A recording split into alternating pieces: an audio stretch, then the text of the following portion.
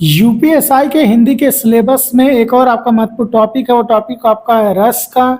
यहाँ से भी प्रश्न बनते हैं और जो आपका परीक्षा होगा उसमें रस से प्रश्न आएंगे भी। सबसे पहले रस की परिभाषा की अगर बात करें तो रस कहते किसे हैं, तो रस की परिभाषा सिंपल सा होता है, काव्य को सुनने, पढ़ने या देखने के पश्चात आनंद की जो अनुभूति हम करते हैं उसे रस कहा जाता है। रस का शाब्दिक अर्थ ही होता है आनंदित होना। रस संप्रदाय के जनक की अगर बात करें तो इसके जनक आचार्य भरत मुनि हैं। ये बात भी आपको ध्यान रखना है। भरत मुनि के अनुसार विभाव, अनुभाव एवं संचारी भाव के योग से रस की उत्पत्ति होती है। हालांकि ये इतना महत्वपूर्ण नहीं है, लेकिन मैं आपको बता रहा हूँ, प्रश्न पूछा जा सकता है, इसलिए सभी टॉपिक में क्लियर कर दे रहा हूँ। रस के 4 अंग होते हैं, इनको आपको ध्यान से पढ़ना है या फिर समझना है। यहाँ से प्रश्न बनते हैं, रस के कितने अंग होते हैं, तो उत्तर आपका होगा 4। कौन कौन से, तो पहला स्थायी भाव, दूसरा विभाव, तीसरा अनुभाव और चौथा आपका संचारी भाव या उसे हम व्यभिचारी भाव के नाम से भी जानते हैं। तो रस के 4 अंग यही हैं, आपको ध्यान रखना है। जब भी आपसे परीक्षा में पूछा जाए कि रस के कितने अंक है, तो अंग है 4, और कौन कौन से, इन चारों को आप अच्छे से देख लीजिए। अस्थाई भाव की अगर बात करें, अस्थाई भाव कहते किसे, तो ऐसे भाव जो हमारे मन में आदि से लेकर अंत तक बनी रहती हैं। मतलब कुछ चीज़ें जब हमारे पढ़कर, सुनकर या फिर देखकर कुछ ऐसे भाव महसूस करते हैं जो शुरू से लेके अंत तक वह भाव महसूस करते रहते हैं या फिर हमारे मन में बने रहते हैं, उन्हें हम अस्थाई भाव के नाम से जानते हैं। ओवरऑल अगर बात करें, रसों की कुल संख्या 9 मानी जाती है। यहाँ पर दोस्तों हम रस के कुछ नाम और उनके स्थायी भाव देख लेते हैं। यहाँ से भी प्रश्न बनते हैं कि इस रस का अस्थायी भाव क्या होगा। तो पहला श्रृंगार रस, इसका अस्थायी भाव होता है रति या प्रेम। ये नायक और नायिका के लिए प्रयोग किया जाता है। श्रृंगार रस जो होगा यहाँ पर नायक और नायिका के लिए प्रयोग किया जाएगा। दूसरा हास्य रस, हास्य रस के बाद इसका अस्थायी भाव हास होता है। तीसरा करुण रस, इसका अस्थायी भाव शोक होता है। अगला आपका वीर रस, वीर रस का अस्थायी भाव उत्साह होता है। सबके बारे में हम चर्चा करेंगे। 5वां भयानक रस, इसका डर होता है। 6वां रौद्र रस, इसका जो अस्थायी भाव क्रोध होता है। 7वां विवत रस, इसका घृणा या जुगुप्सा होता है। 8वां अद्भुत रस या आश्चर्य या विस्मय, इसका अस्थायी भाव होता है। और आगे यहाँ पर शांत रस, इसका होता है निर्वेद या वितराग या फिर वैराग। यहाँ पर देखिए वात्सल रस भी एक होता है, इसका अस्थायी भाव प्रेम होता है, लेकिन ये आपका स्नेह या फिर कहते हैं दुलार, प्रसन्नता या फिर अनुराग नाम से जाना जाता है। जो प्यार माँ अपने बच्चों से दिखाती है उसे हम वात्सल रस के अंतर्गत रखते हैं। उसका भी अस्थायी भाव प्रेम ही होता है, लेकिन ये प्रेम और जो नायक और नायिका के बीच प्रेम होता है उन दोनों में काफ़ी अंतर है। इसी प्रकार भक्ति रस भी होता है, यहाँ पर भी अस्थायी भाव प्रेम ही होता है, लेकिन ईश्वर के प्रति जो प्रेम होता है वह थोड़ा सा जो कह सकते हैं श्रृंगार रस का प्रेम है या फिर वात्सल रस का प्रेम है, उनसे भिन्न है। तीनों ही रसों का अस्थायी भाव प्रेम ही होता है, लेकिन अपने अपने नजरिए या फिर अपने अपनी जगह पर तीनों के अर्थ अलग या फिर कहते हैं तीनों के प्रेम जो है अलग अलग हैं। तो इतना तो आप समझ गए होंगे। आगे हम विभाव के बारे में चर्चा करेंगे कि विभाव कहते किसे हैं। तो विभाव मन में भाव के जगने के जो कारण होते हैं उन्हें हम विभाव कहते हैं। विभाव क्या होता है? विभाव मन में भाव के जगने के जो कारण होते हैं, जिनके कारण मन में वो भाव उत्पन्न होते हैं, उन्हें हम विभाव के नाम से जानते हैं। विभाव के भी 2 भेद होते हैं। एक होता है आपका आलम्बन। आलम्बन का जो परिभाषा बनता है, जब किसी का सहारा पाकर मन में जो भाव उत्पन्न होते हैं या फिर जगते हैं उसे आलम्बन कहते हैं। जैसे राम का जनकपुरी में सीता को देखना, जनकपुरी में सीता को देखकर राम के मन में जो भावना उत्पन्न हुई वो आपका आलम्बन के अंतर्गत आएगा। इसके 2 प्रकार होते हैं। एक होता है आपका आश्रयालंबन, जिसके मन में भाव उत्पन्न होता है या फिर जगता है उसे आश्रयालंबन कहते हैं। या दूसरा होता है विषयालंबन, जिसको देखकर भाव उत्पन्न होता है उसको विषयालंबन कहते हैं। अगला आपका जो उद्दीपन है, उद्दीपन किसे कहते हैं? उद्दीपन है वह परिस्थितियां जो मन में दबे भाव को बढ़ा दें, उसे उद्दीपन कहते हैं। जैसे राम का पंचवटी को देखकर सीता को याद करना, मतलब पंचवटी जो उद्दीपन का कार्य कर रहा है। पंचवटी को देखकर श्री राम जी के अंदर माता सीता के लिए या फिर माता सीता की याद आ जाती है, इसीलिए पंचवटी जो आपका उद्दीपन का कार्य कर रहा है। अनुभाव किसे कहते हैं? तो भाव की उत्पत्ति के पश्चात जो शारीरिक और मानसिक कोशिश की जाती है उसे अनुभाव कहते हैं।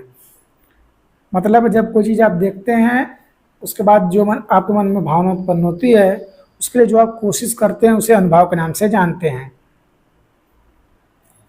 अगला आपका संचारी भाव। संचारी भाव या फिर व्यभिचारी भाव दोनों कह सकते हैं। मन में संचरण करने वाले वे क्षणिक भाव जो मन में अस्थायी भाव को जन्म देते हैं उन्हें संचारी भाव कहते हैं। इनकी कुल संख्या 33 होती है। सिंपल सी बात आपको बता दें, संचारी भाव की संख्या बार बार पूछा कितनी होती है, 33 आपका उत्तर हो जाएगा। रस के भेद अब हम एक एक करके देखेंगे। रस के भेद की अगर बात करें तो पहला आपका पता है श्रृंगार रस है, इसका अस्थायी भाव प्रेम होता है। परिभाषा सबका अस्थायी भाव से रिलेटेड बनेगा। जैसे श्रृंगार रस का अस्थायी भाव क्या होता है? प्रेम होता है। तो इसकी परिभाषा बनेगी जब कोई ऐसा प्रसंग हो जिसको देखकर, सुनकर, पढ़कर मन में प्रेम के भावना उत्पन्न हो, उसे हम श्रृंगार रस के नाम से जानेंगे। कुछ ऐसे एग्जाम्पल भी होते हैं जिनको देखकर, सुनकर, पढ़कर हमारे मन में प्रेम की भावना उत्पन्न होगी, तो वहाँ पर आपका क्या कहलाएगा? श्रृंगार रस की श्रेणी के अंतर्गत आएगा। मैं श्रृंगार रस के एग्जाम्पल बता दे रहा हूँ, बाकी सभी रसों के एग्जाम्पल आप अलग से देख लीजिएगा। इसका एग्जाम्पल जो होगा जैसे कहत नटत रिझत खिजत मिलत खिलत लजियात भरे भवन में करत है नैनन ही सौ बात। नैनन से, नैनो मतलब आंखों के द्वारा ही नायक नायिका 100 बातें या फिर कह सकते हैं अपने प्रेम को दर्शा रहे हैं, इसलिए यहाँ पर श्रृंगार रस होगा। इसी तरह आपका हास रस की परिभाषा क्या बनेगी? क्योंकि इसका स्थायी भाव हंसी होता है, तो परिभाषा बनेगी जब कोई ऐसे चीज हो जिसको देखकर, सुनकर, पढ़कर हमारे मन में हंसी की भावना उत्पन्न हो, उसे हम हास रस की श्रेणी के अंतर्गत रखेंगे। इसके एग्जाम्पल आप अच्छे से 2-4 एग्जाम्पल देख लीजिएगा। हालांकि अलग से जब मैं वीडियो लेकर आऊँगा तो सभी रसों के कम से कम 4 से 5 एग्जाम्पल आपके लिए मैं प्रोवाइड कर दूंगा। अभी वीडियो लंबा हो जाएगा, इसलिए थोड़ा सा हम सिर्फ इसके बारे में चर्चा करने वाले हैं। करोड़ रस की अगर बात करें, करोड़ रस का जो अस्थायी भाव होता है सिंपल सा शोक होता है, तो इसका जो एग्जाम्पल सारी परिभाषा बनेगा कुछ ऐसी चीज़ें जिनको देखकर, सुनकर, पढ़कर हमारे मन में शोक या फिर दुख की भावना उत्पन्न हो या फिर महसूस हो, उसे हम करोड़ रस की श्रेणी के अंतर्गत रखेंगे। कुछ एग्जाम्पल आप अच्छे से देख लीजिएगा। बाकी अगला है वीर रस। वीर रस की परिभाषा जो अस्थायी भाव बनती है उसी पर बनेगा। वीर रस का होता है उत्साह।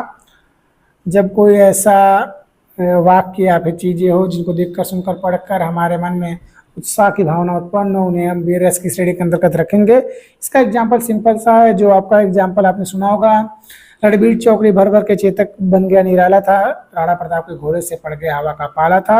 यह आपका वीर रस का एग्जाम्पल है। अगला आपका भयानक रस। इसका जो अस्थायी भाव होता है डर।